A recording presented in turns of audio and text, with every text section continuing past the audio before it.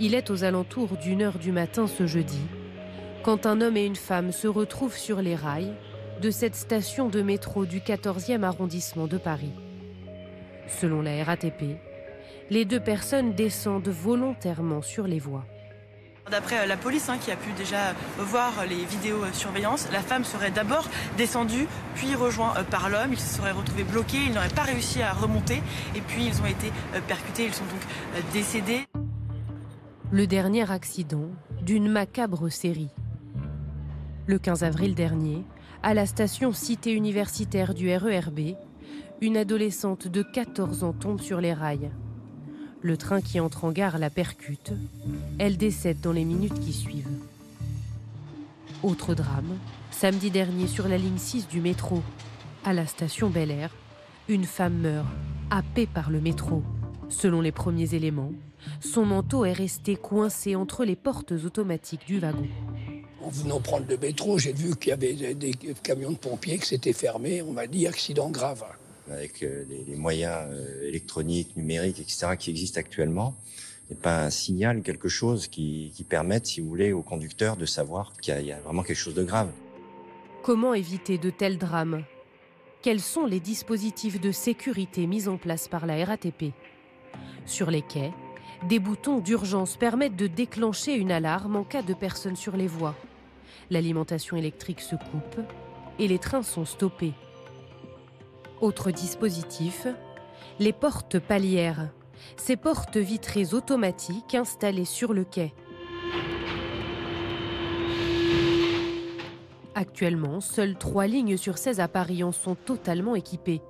Car selon la RATP, leur installation est compliquée.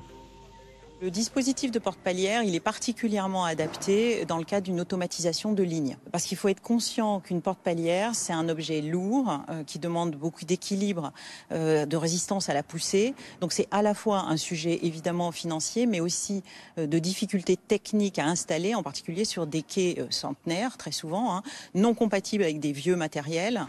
Donc ça demande des études très longues. Donc oui, on va en déployer, essentiellement dans le cadre des automatisations de lignes. Ces moyens sont-ils suffisants face au comportement parfois dangereux des voyageurs? À coup de campagne de prévention, la compagnie rappelle donc régulièrement les consignes. Ne pas courir sur les quais ou monter après le signal sonore.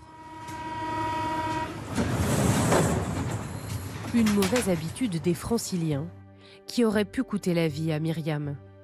Il y a 8 ans et demi, un matin, alors qu'elle est en retard pour l'université, elle se presse et tente de monter dans le RER alors que l'alarme retentit. Trop tard, la jeune femme n'a pas le temps de monter. Son poignet se coince entre les portes. Le train a démarré et je me suis retrouvée aspirée lentement. Avec la force du train, donc mon poignet a commencé à glisser le long de la porte et je me retrouve sous le quai. En arrivant sous le quai, je trouve donc du coup sur le côté gauche c'était des fils électriques et sur le côté droit c'était les rails du train. Et donc je me suis agrippée aux fils électriques et ça a duré longtemps. En tout cas pour moi c'était vraiment une éternité jusqu'à ce que le train s'arrête et que les secours me viennent en aide. Au moment où le train s'arrête, je suis convaincue d'être morte. Miraculeusement, Myriam s'en sort sans aucune blessure. Longtemps traumatisée par ce drame, elle est aujourd'hui très vigilante dans les transports.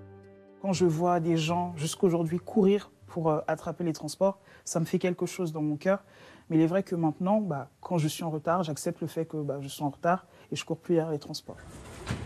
En moyenne, selon la RATP, une personne est blessée chaque jour lors d'un accident grave par manque d'attention.